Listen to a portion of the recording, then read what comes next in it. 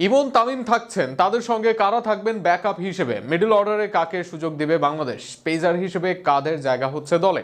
সব মিলিয়ে এশিয়া কাপের আগে আলোচনায় বাংলাদেশ দল, বিশেষ করে কোন কোন পরিবর্তন হতে পারে সেটাই আলোচনার বড় অংশ। সেখানে এশিয়া কাপের আগে বাংলাদেশের সম্ভাব্য পরিবর্তন নিয়ে বিস্তারিত থাকছে প্রতিবেদনে। পাকিস্তানের বিপক্ষে সিরিজ শেষ, এশিয়া কাপের আগে দীর্ঘদিনের বিরতিতে বাংলাদেশ দল। মূলত ভারতীয় দল সফর বাতিল করায় এই বিরতি পায় বাংলাদেশ। শোনা যাচ্ছে এই সময় স্কিল ট্রেনিং ক্যাম্প করবে টাইগাররা। আবার এই সময়ে ত্রিদেশীয় সিরিজ আয়োজনের কথাও শোনা যাচ্ছে, তবে চূড়ান্ত হয়নি কোনোটাই। তাই এখনই আলোচনা এশিয়া কাপের দলের পরিবর্তন নিয়ে। টি-20 দলে ওপেনিং অবস্থা বাংলাদেশের প্রেক্ষিতে ভালো রয়েছে। তামিম, ইমনরা দলের হয়ে অবদান রাখছেন, কেউ না কেউ জ্বলেই উঠছেন। এর বাইরে তাদের অ্যাটাকিং অ্যাপ্রোচ প্রশংসিত হচ্ছে, যে কারণে আগামী দিনে এই পজিশনে ফিক্সড এই দুইজন। কিন্তু এদের ব্যাকআপ হবেন কোন ওপেনার? 3 ম্যাচ সুযোগ পেয়েও নিজেকে প্রমাণে ব্যর্থ হয়েছে নাঈম শেখ। দীর্ঘদিন পর সুযোগ পেয়েও নতুন কিছু করতে পারলেন না নাঈম। ফলে এশিয়া কাপে একাদশ নয়, দল থেকে বাদ পড়ার সম্ভাবনাই বেশি তার। কিন্তু তার জায়গায় কে আসবে দলে?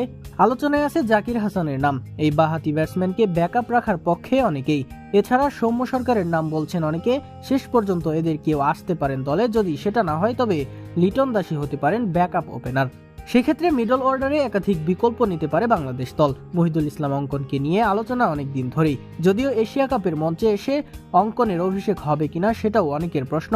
আলোচনা আছে জিএসএল এ পারফর্ম করা সাইফ হাসানকে নিয়েও। ব্যাটিংয়ের সাথে বোলিংটাও করতে পারেন তিনি। একই সাথে ইয়াসির আলী, নুরুল হাসান সোহানরাও আছেন অপশন হিসেবে। এখনো চূড়ান্ত নয় মেহেদী হাসান মিরাজ দলে থাকবেন নাকি তিনি দল থেকেই ছিটকে যাবেন, কেননা মিডল অর্ডারে স্পিন খেলতে তেমন বড় নাম নেই বাংলাদেশের। পেস আক্রমণে কারা থাকবেন সেই প্রশ্নও রয়েছে। আপাতত এই জায়গায় নিশ্চিত তাসকিন, মুস্তাফিজ, শরীফুল ও তানজিম সাকিব। শেষ ম্যাচে পারফর্ম করে সাইফুদ্দিন দলে থাকার দাবি জানিয়ে দিয়েছেন। অপরদিকে হাসান মাহমুদ, নাহিদ রানাকেও এই লাইন আপে দেখেছেন অনেকে। যদি এই জায়গায় হাসান বা রানার কেউ সুযোগ পান তবে মিডলে ব্যাটিং অলরাউন্ডার হিসেবে দেখা যেতে পারে সাইফকে। সব মিলিয়ে অনেক হিসাব নিকাশ রয়েছে এশিয়া কাপের আগে। টি-20 ক্রিকেটে ফর্মে বাংলাদেশকে এইসব পরিবর্তনে হতে চাইবে সাবধানী ও নিখুঁত, পেতে চাইবে এশিয়া কাপে সাফল্য।